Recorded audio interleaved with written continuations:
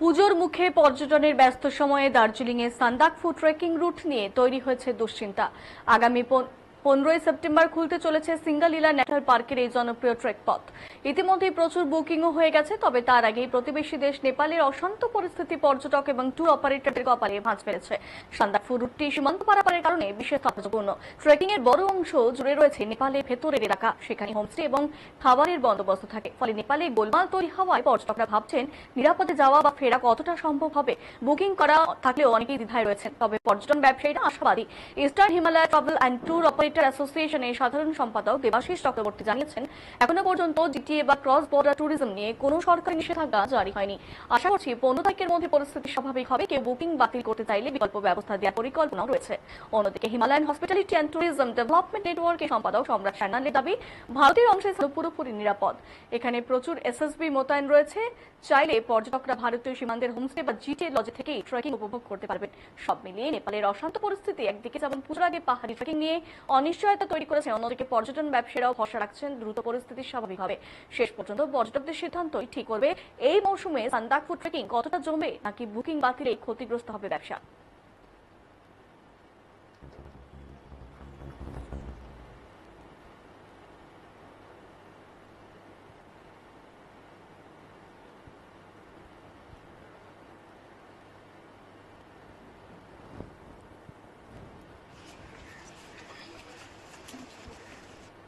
দেখুন, আমার কাছে যতটুকু খবর আছে যে আমাদের যে ট্রেকিং রুটটা আছে, যেটা নেপালকে বর্ডার করে আছে, বেসিক্যালি আমাদের যেটা সিঙ্গালীলা ন্যাশনাল পার্ক ট্রেক, যেটা সান্দাকফু ফালু ট্রেকটা, সেই ট্রেকের রাস্তা শারীরিকভাবে কোনো অসুবিধা নেই এই মুহূর্তে।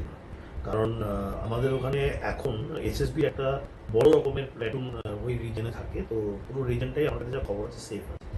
কিন্তু যেটা হয় যে কোনো জায়গা, যে কোনো কান্ট্রি যদি পলিটিক্যাল ইনস্টেবিলিটি হয় বা তারা যদি ডিস্টার্ব হয়, তখন মানুষের মনে একটা আশঙ্কা জাগে যে তারা সেই জায়গায় যাবে কিনা, এবং সেই আশঙ্কাটা কতদূর হবে আগামী দিনে সেটা বলাটা এই মুহূর্তে মুশকিল। তবে এতটুকু বলতে পারি, সান্দাকফু মানেভঞ্জন থেকে সান্দাকফু ফালুট, যে আমাদের নেপাল বর্ডারকে কেন্দ্র করে যে ট্রেকিং রুট আছে, সেটাতে শারীরিকভাবে কোনো রকম কোনো সমস্যা এই মুহূর্তে আমাদের কাছে রিপোর্টে নয়। এখন একটা জায়গা ডিস্টার্ব হলে, একটা কান্ট্রি পলিটিক্যালি ইনস্টেবল থাকলে, সেই জায়গাটাতে পর্যটকদের আশঙ্কা করাটা খুব আশ্চর্যজনক বিষয় না, এটা স্বাভাবিক বিষয়।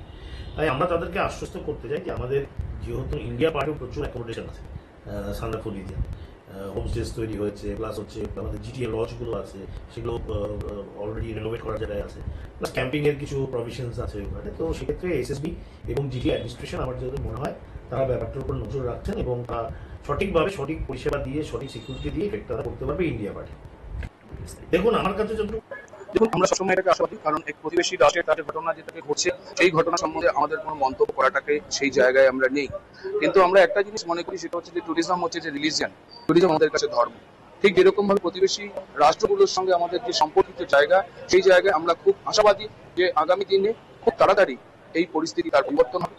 আগামী 15 সেপ্টেম্বরের পরে থেকে যে রাস্তাগুলো খুলছে, আপনি যদি মনে করেন যে সান্দাকফু রুটের কথা আমরা বলছি, যেখানে হচ্ছে নেপাল বর্ডারে যেতে হয়, এখনো পর্যন্ত আমাদের কাছে এরকম কোনো অ্যাডভান্স খবর কোনো কিছু নেই, এখনো পর্যন্ত কোনো ক্যান্সেলেশনের খবর আমাদের কাছে নেই। কারণ আমরা এটাকে মনে করি যে উদ্দেশ্য নিয়ে সোশ্যাল মিডিয়ার মাধ্যমে যেটুকু আমরা দেখতে পাচ্ছি, এখানে যে ইউথরা তারা যে ওই বিক্ষোভ সামিল হয়েছেন প্রতিবেশী রাষ্ট্রে, সেই প্রতিবেশী রাষ্ট্রে সেই ইউথদের কিন্তু একাই দাবি তাদের হচ্ছে রুজি রোজগারের জায়গা, এবং সেই রুজি রোজগারের জায়গায় আপনারা জানেন নেপালের কিন্তু পর্যটনের উপরে অনেকটাই নির্ভর করে। সুতরাং আমরা আশাবাদী নতুন সরকার বা যারা আসছেন তারা হচ্ছে খুব তাড়াতাড়ি এই সিচুয়েশনটা তারা হচ্ছে কন্ট্রোল করবে। এটা আগামী দিনে শুধুমাত্র পশ্চিমবঙ্গের ক্ষেত্রে নয়, গোটা ভারতবর্ষ এবং নেপালের ক্ষেত্রে একটা বড় জায়গা নিয়ে।